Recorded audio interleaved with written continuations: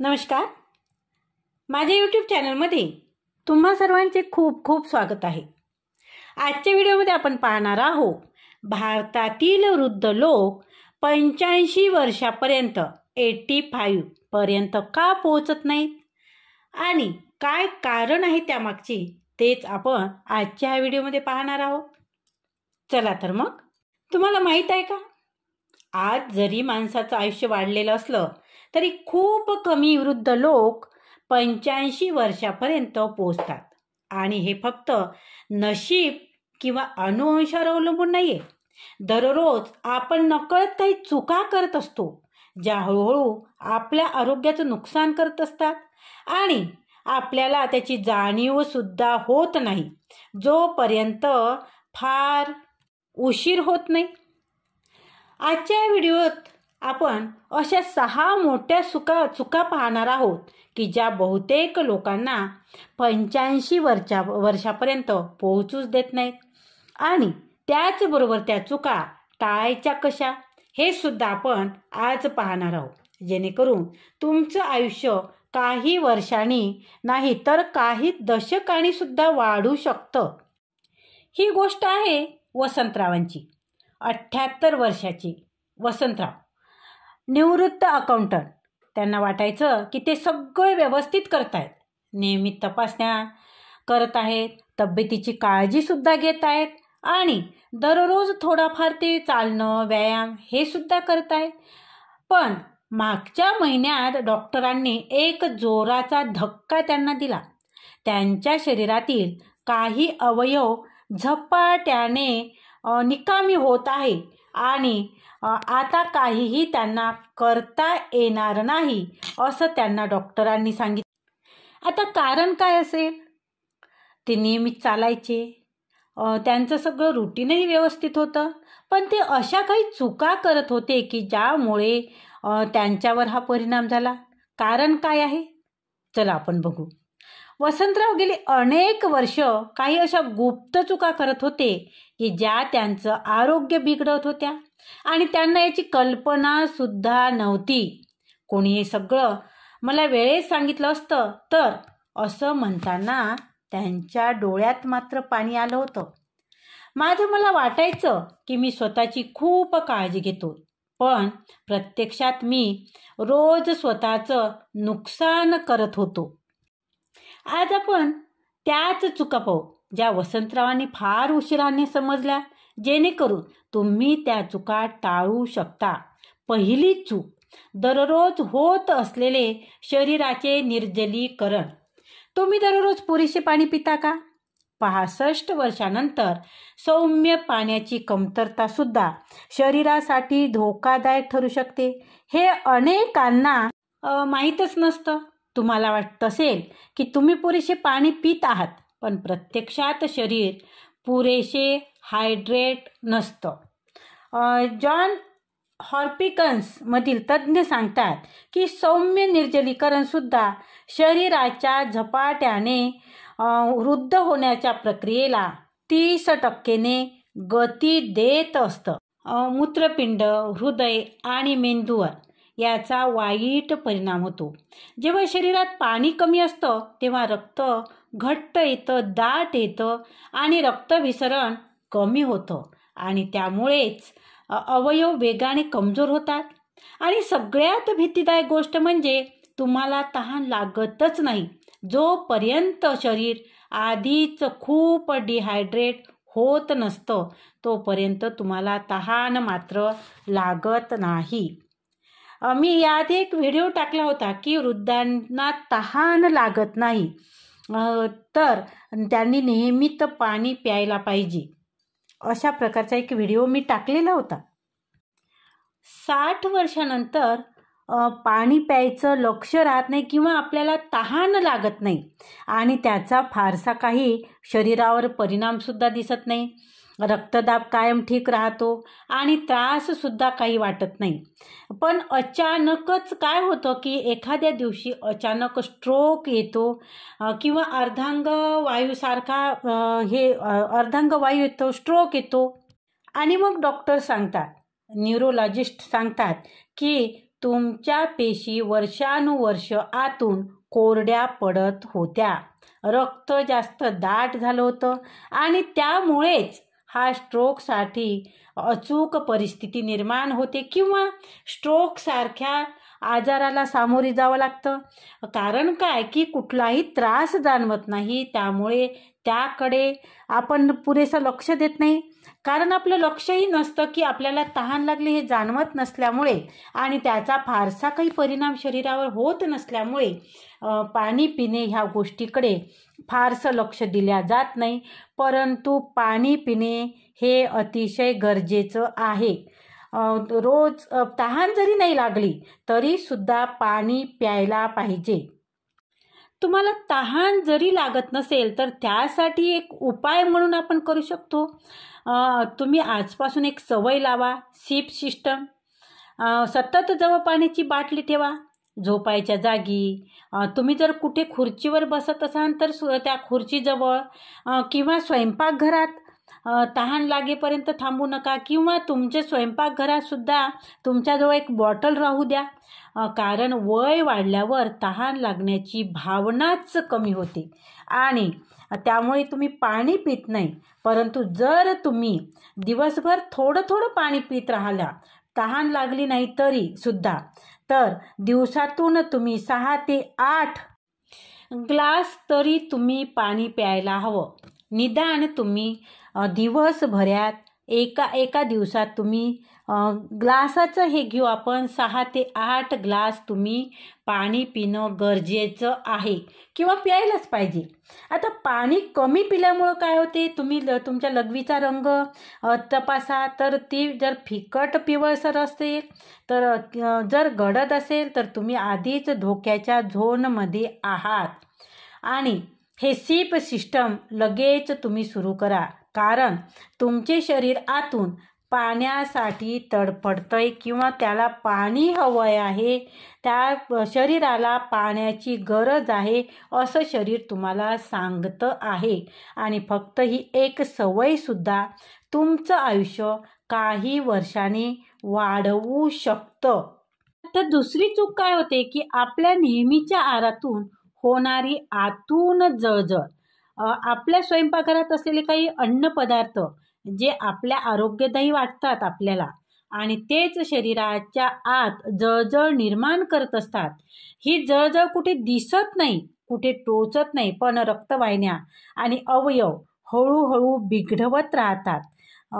Harvard medical स्कूलच्या संशोधनात असे आढळून आले की 65 वयानंतर, वयाच्या 65 नंतर काही विशिष्ट प्रकारचं खाणं शरीरात अशी सूज निर्माण करतं की जी पेशींना वेगाने कमजोर करत असतं आणि अंगातील ऊर्जा मात्र कमी करत राहतं. जे तुम्ही आहार घेता त्या आहारामुळे शरीराला आतमधून सूज येते आणि तुमच्या शरीरातील ऊर्जा तो आहार कमी करत असतो.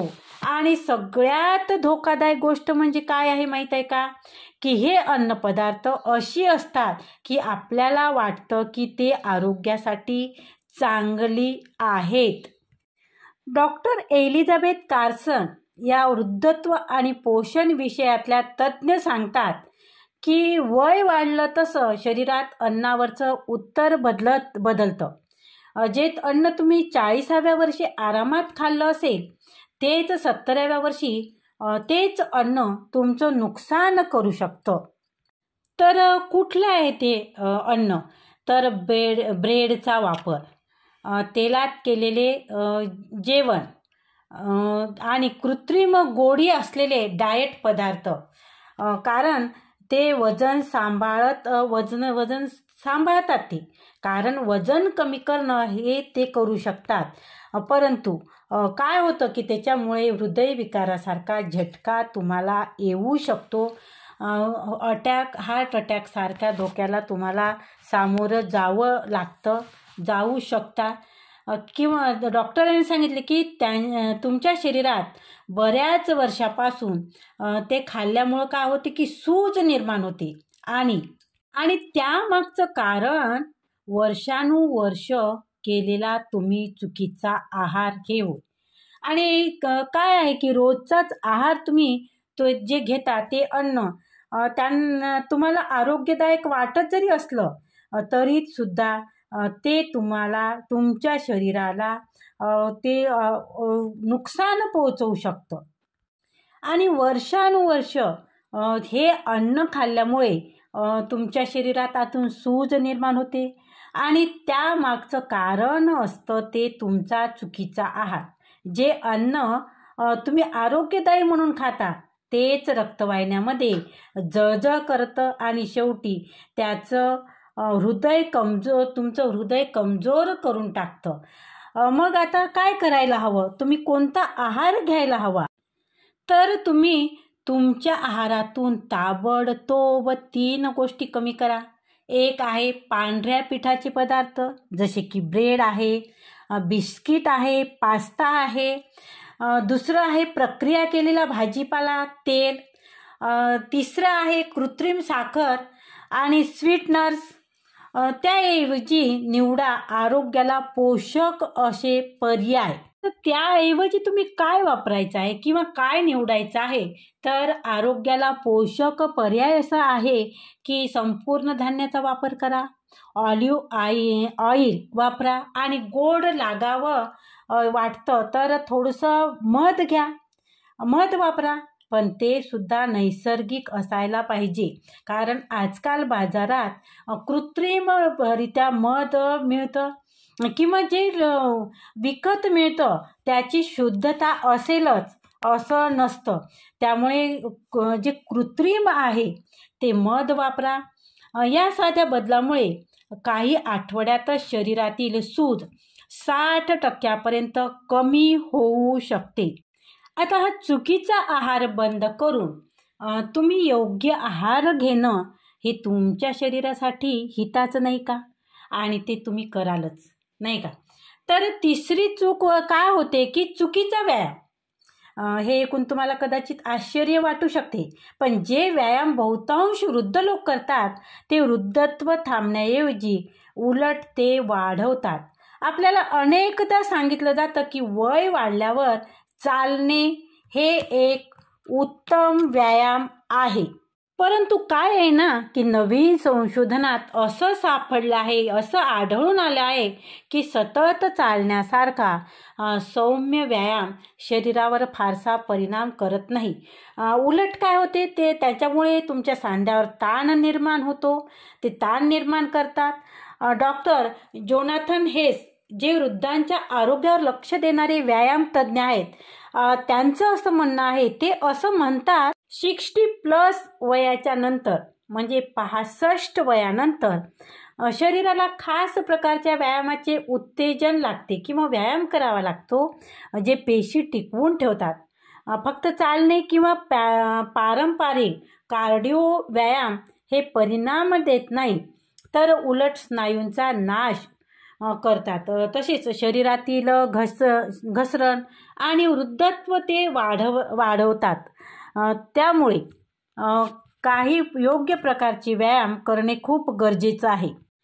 तर बऱ्याच जणांकडून आपण ऐकतो की चालणे खूप महत्त्वपूर्ण आहे, चालायलाच पाहिजे, चालण्यामुळे आपलं आरोग्य टिकून राहते, रोज 2 मैल चालायला पाहिजे.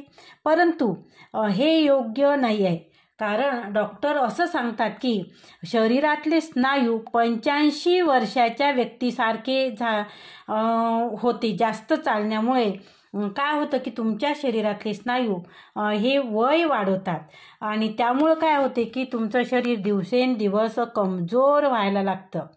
परंतु जेव्हा तुम्ही व्यायामाचा प्रकार बदलाल तेव्हा प्रत्यक्ष फरक मात्र तुम्हाला जाणवू शकतो. फक्त 3 महिन्यातच तुमचं शरीर बळकट होतं, ऊर्जा वाढते तुमच्या शरीरातील आणि संतुलन सुद्धा सुधारू शकते. आणि म्हणूनच काय करायचं की दररोज फक्त 10 मिनिट असा व्यायाम करा जो तुमच्या शरीराची ताकद वाढवतो, म्हणजे स्नायूवर लक्ष केंद्रित करतो. म्हणजेच फार मोठं वजन उचलायचं नाही आहे, फक्त स्वतःच्या शरीराचं वजन वापरून किंवा सौम्य एखादं वस्तू उचलणे तुम्हाला जेवढी झेपेल तेवढी छोटी छोटी व्यायाम, ज्यामुळे शरीराला सिग्नल मिळते की स्नायू आणि हाड टिकून ठेवावीत. सुरुवात करा, अगदी साध्या व्यायामापासून सुरुवात करा. भिंतीवर हात ठेवून हलकं पुशअप करायला सुरुवात करा. खुर्चीवरून सावकाश उठायचं, बसायचं, हे करा. पायाखाली आधार ठेवून वर उठायचं प्रयत्न करा. आणि हातासाठी सौम्य रबर बँडचा वापर करून खेचण्याचा व्यायाम तुम्ही करू शकता. प्रत्येक हालचाल 10 ते 12 वेळा तुम्ही जर केली तरी खूप होते. आणि तो व्यायाम करताना मात्र तुमची पोझिशन ही योग्य असायला पाहिजे, नीट असायला पाहिजे आणि पोझिशन योग्य ठेवूनच तुम्ही तो व्यायाम करा. अशा प्रकारच्या व्यायामामुळे काय होते की शरीरात अशा संप्रेरकाचे हार्मोनचे स्त्रवण होते की जे पेशींची झपाट्याने वृद्ध होणं थांबवते किंवा वृद्ध होण्यासाठी जे वृद्ध होतात ते थांबवतं. ही क्रिया केवळ चालण्याने शक्य होत नाही. तुम्ही म्हणाल की आम्ही इतकं चालतो, पण चालण्याने हे होत नाही. चालण्याने उलट तुमचे जे टोंगळे आहे किंवा जे पाय आहेत ते पायाचा त्रास होऊ शकतो त्याच्यामुळे. आणि म्हणून हा जो योग्य प्रकारचा व्यायाम आहे तो व्यायाम तुम्ही 10 मिनिटाचा व्यायाम आठवड्यात फक्त 3 वेळा जरी केला तरी ठीक आहे.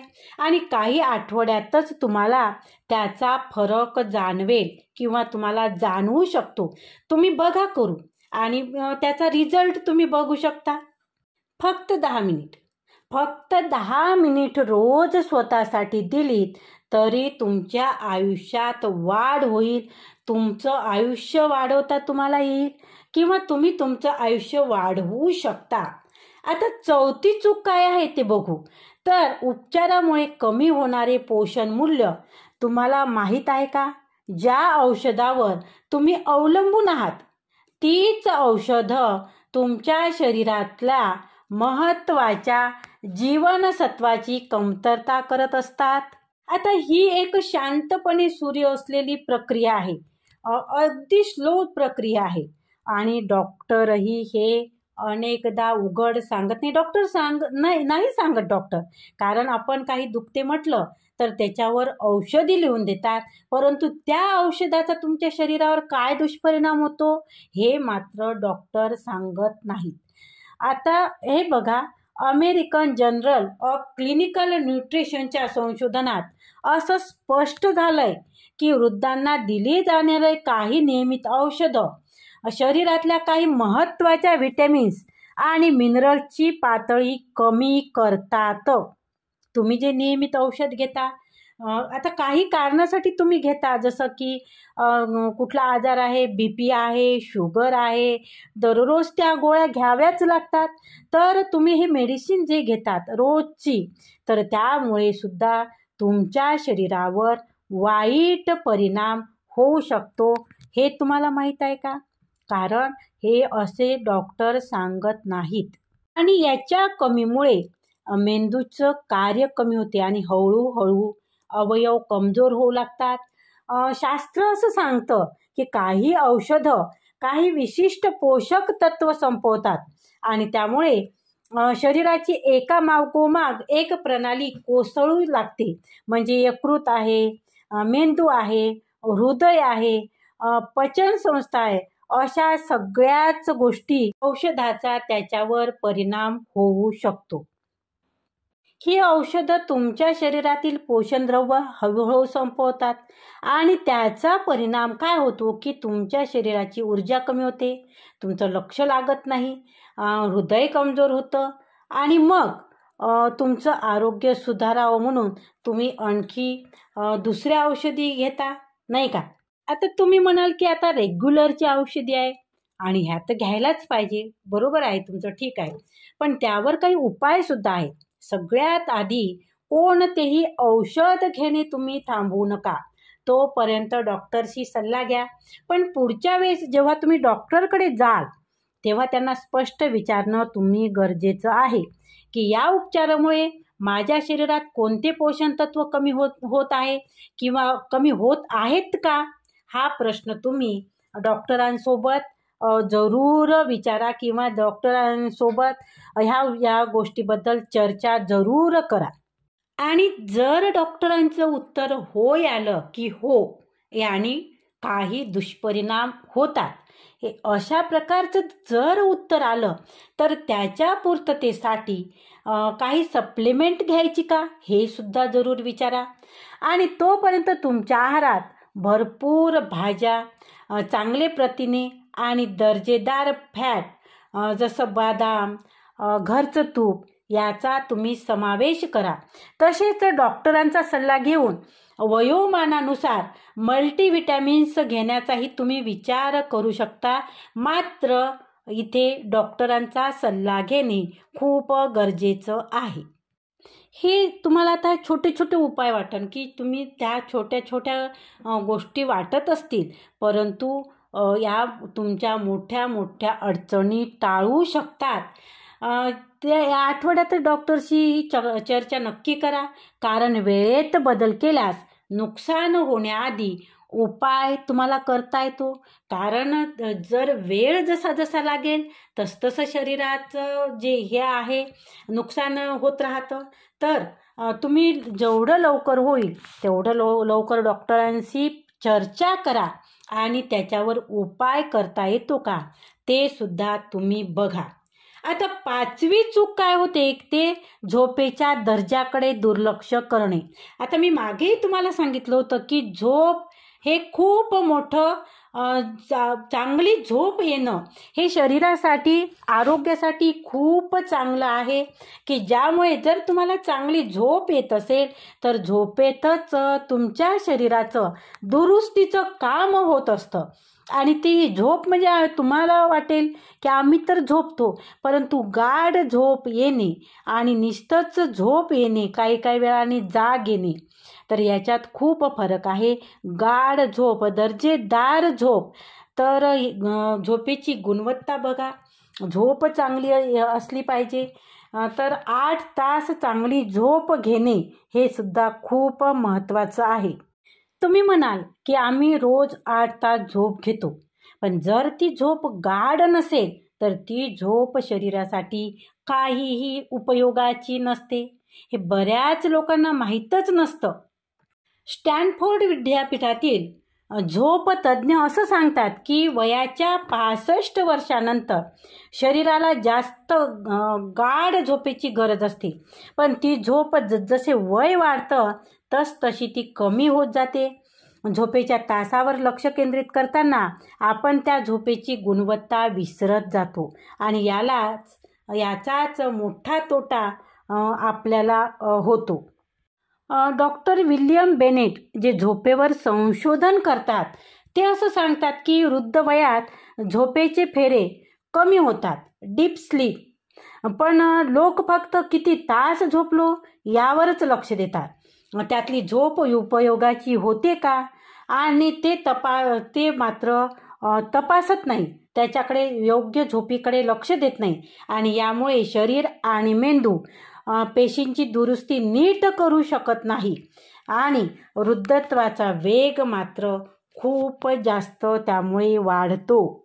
आता तुमची झोप नीट होत नाही हे जर तुम्हाला शोधायचं असेल तर तुम्ही काय कराल, तुम्ही 8 तास झोपल्यानंतर सुद्धा तुम्हाला सकाळी उठल्यावर थकल्यासारखं वाटत असेल, मन गुंतल्यासारखं होत असेल आणि हळूहळू विसरभोळापणा तुम्हाला जाणवत असेल तर तुम्ही डॉक्टरांकडे जाणे गरजेचं आहे.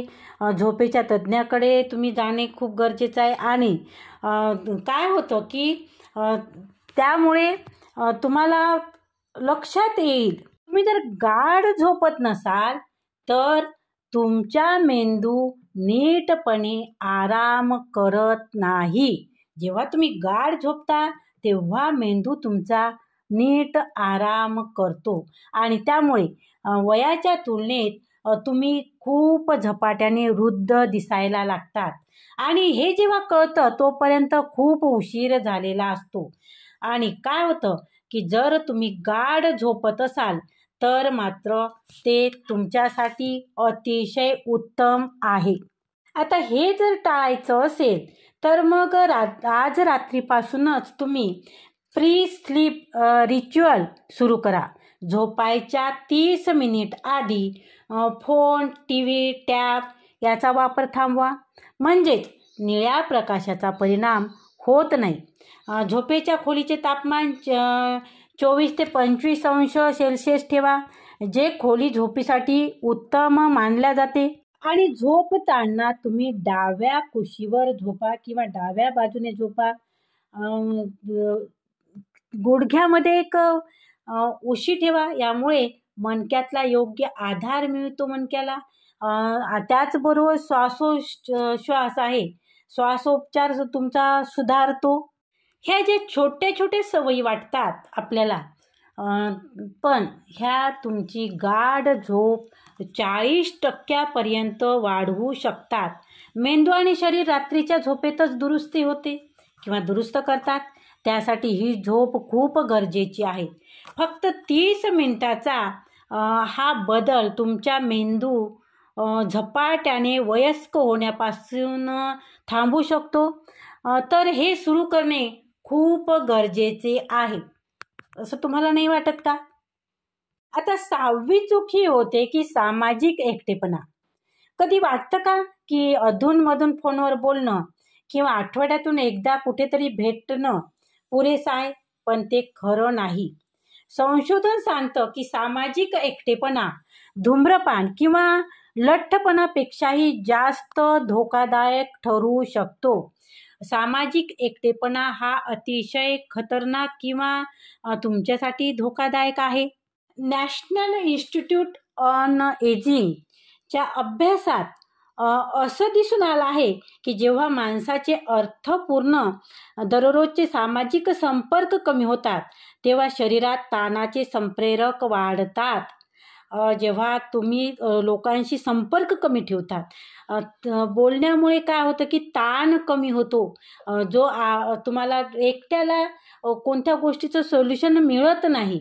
जेव्हा तुम्ही तुमचं मत शेअर करता तेव्हा त्या गोष्टीवर तुम्हाला योग्य उपचार मिळतो, ताण कमी होतो आणि त्यामुळे एकटं न राहता तुम्ही समाजात मिसळा. त्यामुळे काय होतं की तुम्ही अर्थपूर्ण दररोज सामाजिक संपर्क जर कमी होत गेला तुमचा, तेव्हा शरीरात ताणाचे संप्रेरक वाढतात आणि ज्यामुळे अवयव बिघडतात आणि शरीरात झपाट्याने वृद्धत्व सुरू होते. बघा, जुने लोक सांगत होते की चिंता आणि चिता फक्त टिंबाचा फरक आहे, अनुस्वाराचा फरक आहे. दोन्ही गोष्टी चिंता आणि चिता. तर चिंता करणं, चिंता म्हणजेच काळजी, ताण, कसल्याही गोष्टीची काळजी असो, ताण असो, तो तुमच्या आरोग्यासाठी अतिशय घातक आहे. डॉक्टर सारा मिचेल वृद्धत्वावर सामाजिक परिणामावर संशोधन करणाऱ्या तज्ज्ञ असं सांगतात की खूप वृद्ध लोकांना वाटतं ते एकटे नाहीत, कारण अधूनमधून संवाद होतच असतो आणि संवाद होतो, पण मनापासून होणारे नियमित सामाजिक संवाद ते नसतात. तर शरीरात कार्टिसॉल सारखे तणाव वाढवणारे रसायन ते वाढवतात आणि यामुळे आयुष्य कमी होतं. तुमचा जर सामाजिक संपर्क कमी झाला तर त्यापासून मेंदूची कार्यक्षमता कमी होते, अचानक लक्ष लागत नाही तुमचं. त्यामुळं बऱ्याच गोष्टी विसरभोळेपणा येतो, तुमचं मन लागत नाही, मन बेचैन होतं. ह्या गोष्टी तुम्हाला सामोरी त्या गोष्टीला जावं लागतं. मग हे थांबवायचं कसं? तर 3 कनेक्शन सिस्टीम वापरा. संशोधन सांगतं की या 3 प्रकारच्या सामाजिक जोडण्या शरीराचे वृद्धत्व थांबवू शकतात. 1. आठवड्यातून एकदा एखाद्याशी मनमोकळा संवाद करा. वरच्यावर नाही तर खरा वरवरचा नाही. तुम्ही जसं आता हाय हॅलो असं जे बोलतात ते नाही, तर खरा संवाद जो तुमच्या मनात आहे, ज्या गोष्टी तुम्हाला वाटतं त्या गोष्टी तुम्ही शेअर करा किंवा तुम्ही संवाद साधा. नंबर 2, गटामध्ये सहभागी व्हा. जसे की भजनी मंडळ आहे, काही क्लब आहे, समाजकार्य आहे किंवा कधी एकत्र जेवण हे सुद्धा चालतं. नंबर 3, स्वयंसेवा किंवा मार्गदर्शन. कोणाला तरी मदत करा. हा प्रकार मानसिक आरोग्य आणि आत्मविश्वास दोन्ही सुद्धा वाढवतो. या तिन्ही गोष्टीपैकी फक्त एक तरी गोष्ट याच आठवड्यात सुरू करा आणि हळूहळू इतर तुम्ही बाकी गोष्टीसुद्धा तुम्ही करू शकता.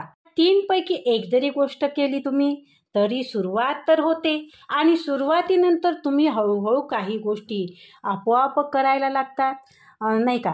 कारण तुमचं जे शरीर आहे आणि मन आहे ह्या दोघांनाही जोडण्याची खरंच गरज असते. आता तुम्हाला माहीत आहे का की या 6 मोठ्या चुका ज्या वृद्धांना 85 वर्षापर्यंत जगू देत नाही. 1 नंबर, दररोजचे निर्जलीकरण. 2, आत्ताच आपण पाहिलं आहे चुकीचा आहार, नाही का? नंबर 3, चुकीचा व्यायाम. नंबर 4, औषधामुळे होणारे पोषण तत्वाची कमतरता. नंबर 5, निकृष्ट झोप, म्हणजे झोप चांगली नसणे, दर्जेदार झोप नसणे. नंबर 6, सामाजिक एकटेपणा. ह्या गोष्टी हळूहळू पण कायम तुमच्या शरीराला नुकसानच पोचवत असतात. पण आज तुमच्याकडे या चुका थांबवण्याचे उपायसुद्धा आहेत. आणि हे बदल करणे म्हणजे केवळ आयुष्यातले वर्ष वाढवणे नाहीच, तर वर्षामध्ये आयुष्य वाढवणे आहे. आज एक सवय सुरू करा, उद्या दुसरी करा आणि फक्त एका महिन्यातच तुमचं आरोग्य किती सुधारेल ते तुम्ही अनुभवा. आकडेवारीचा भाग नका बनू. तुम्ही 85च्या पुढेही दीर्घ आयुष्य, निरोगी आणि आनंदी आयुष्य जगायला पात्र आहात. जर आजचा हा व्हिडिओ तुम्हाला आवडला असेल तर व्हिडिओला लाईक करा, व्हिडिओ शेअर करा, कमेंट मात्र जरूर करा. तसेच चॅनलवर जर तुम्ही नवीन असाल तर चॅनलला सबस्क्राईब नक्की करा. धन्यवाद.